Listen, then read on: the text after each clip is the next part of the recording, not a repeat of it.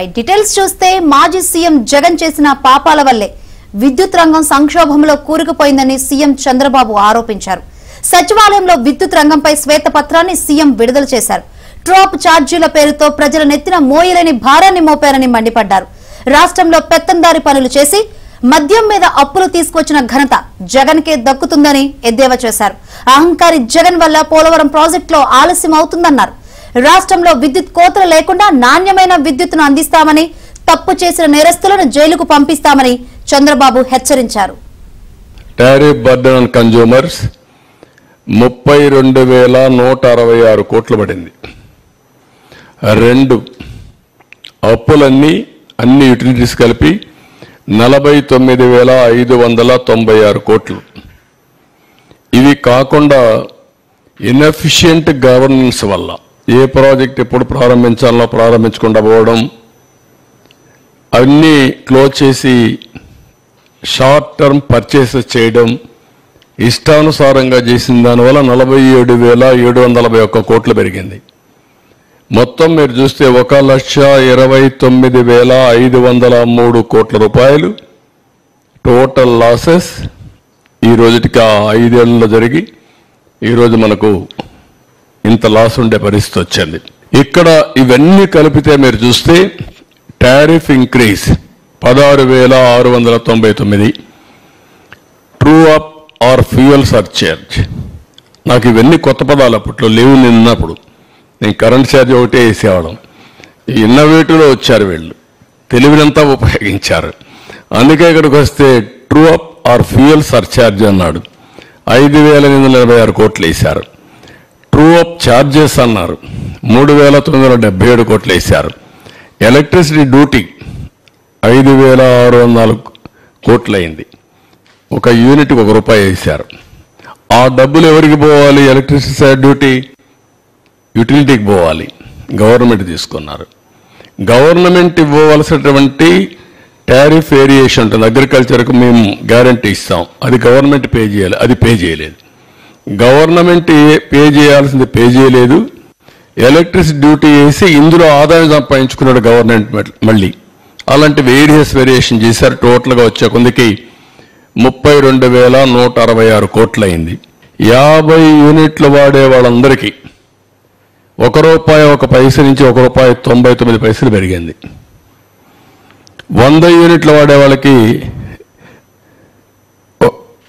₹2.44 నుంచి ₹4.53 పెరిగింది. 86% పెరిగింది. 200 యూనిట్లు వాడేవాడికి ₹6.32 నుంచి ₹1,123 పెరిగింది. 78% పెరిగింది. 300 యూనిట్లు వాడేవాడికి 1,573 నుంచి 2,034 అంటే 29%. ఎప్పుడూ మాట్లాడుతూ ఉంటాడు పెత్తందారులని.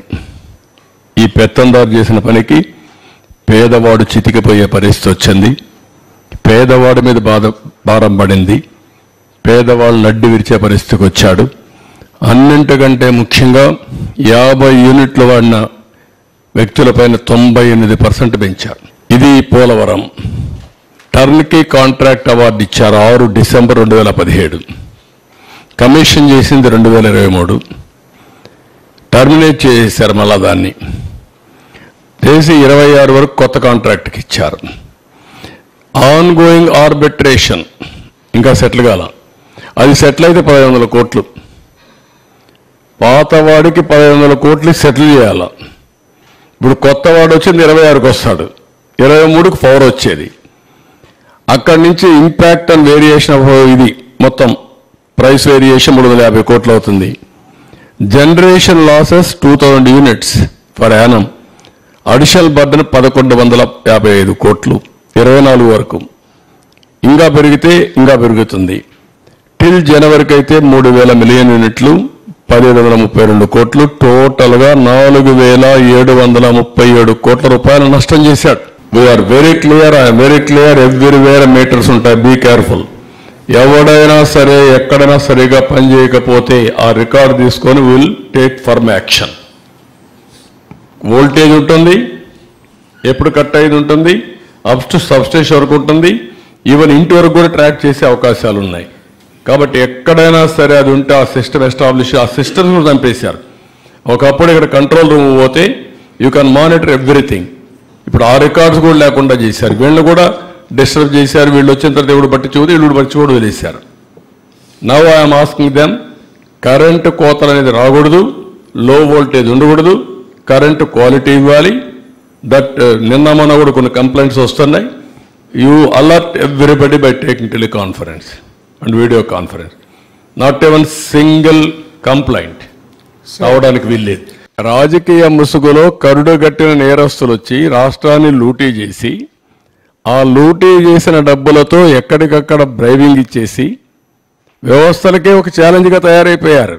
అదొక సమస్య ఉంది నాకు ఇక్కడ. మీరు గుర్తుపెట్టుకోవాలి, వ్యవస్థలో 5 ఏళ్లు సంపాదించిన డబ్బులు ఉంది.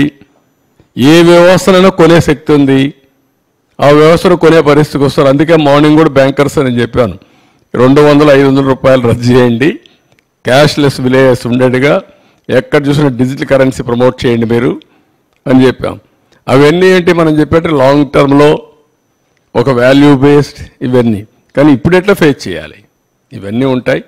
ఎవరు ఎన్ని అరిచినా, ఎన్ని బెదిరింపులు చేసినా ఐఎమ్ వెరీ క్లియర్, ఎవ్వరు కూడా నేరస్తులు తప్పించుకోలేరు, అవినీతి పరులు తప్పించుకోలేరు. ఎక్కడ విక్టిమైజేషన్ ఉండదు ఈ గవర్నమెంట్లో. ఈ గవర్నమెంట్లో ఒకటే ఉంటుంది, ఫర్మ్గా ఉంటుంది గవర్నమెంట్. ఎవ్వరికి భయపడదు, సిస్టమేటిక్గా ఉంటాం.